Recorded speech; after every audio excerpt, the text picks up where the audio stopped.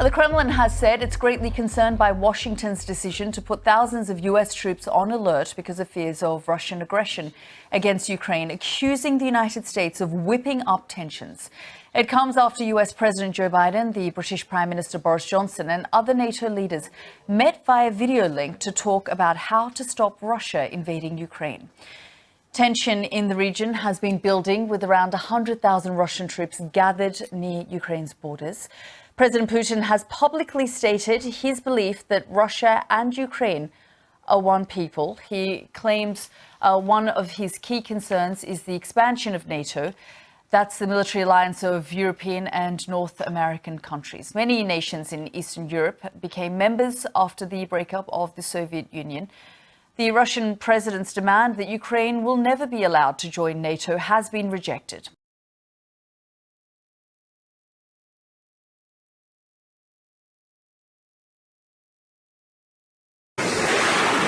Tonight, one of the most sophisticated pieces of military technology on the planet, now at the bottom of the South China Sea and up for grabs. The Navy says arrangements are already underway to recover an F-35C stealth fighter, which was conducting routine flight operations when it suffered a landing mishap, crashing into the flight deck of the aircraft carrier USS Carl Vinson and then falling into the ocean.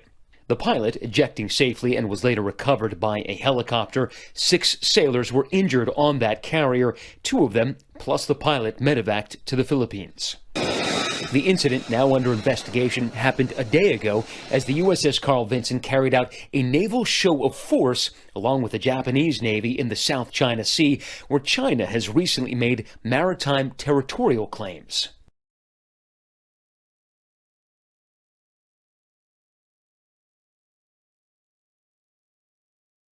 Poland has announced building work is to begin on a frontier wall along its border with Belarus.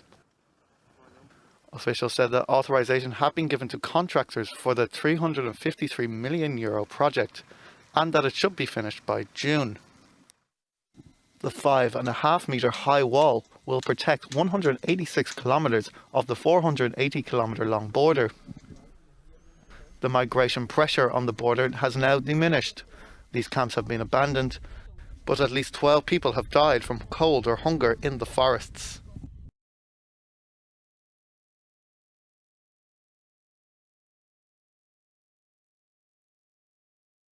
They were the latest to join the Takuba task force created in 2020. Now they're being asked to leave. The government of the Republic of Mali has noted with surprise the deployment on its territory of a contingent of Danish special forces within the Takuba force. In a statement, Mali's military government called for Denmark to immediately withdraw its newly arrived contingent of special forces troops. The junta said the deployment was undertaken without consent. Denmark sent around 90 soldiers earlier this month to join other European special forces working as part of the Takuba anti-terrorism unit led by France.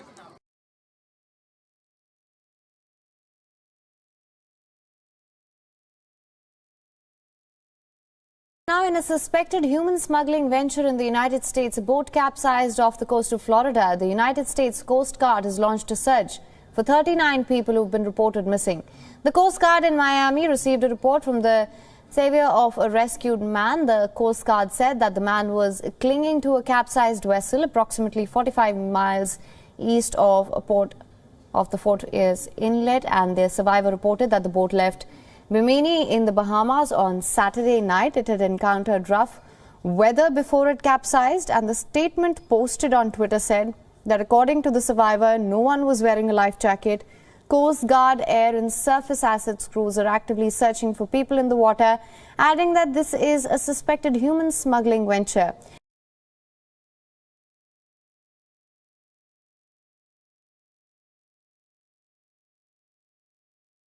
The HMAS Adelaide left Australia on Friday carrying much-needed aid supplies to Tonga. But as the ship neared its destination, the Australian government confirmed there had been a COVID-19 outbreak on board.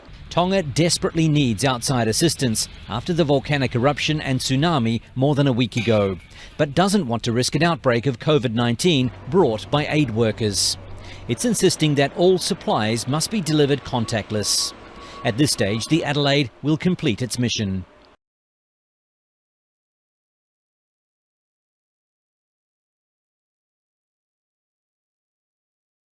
The Senegalese army says 9 of its soldiers serving in the multinational peacekeeping force in the Gambia have gone missing. It is reported that they are likely taken hostage by rebels from Senegal's southern Casamance region following a clash. The announcement on Tuesday came a day after the army said 2 soldiers were killed in the same battle with fighters believed to belong to the Movement of Democratic Forces of the Casamance MFDF. The Senegalese soldiers were on mission against illegal timber trafficking in Gambia when they clashed with the rebels on Monday. The army also said 1 MFDF rebel was killed and 3 were captured during the fight. Gambia serves as a base for the MFDF, who fund themselves through timber trafficking in the region.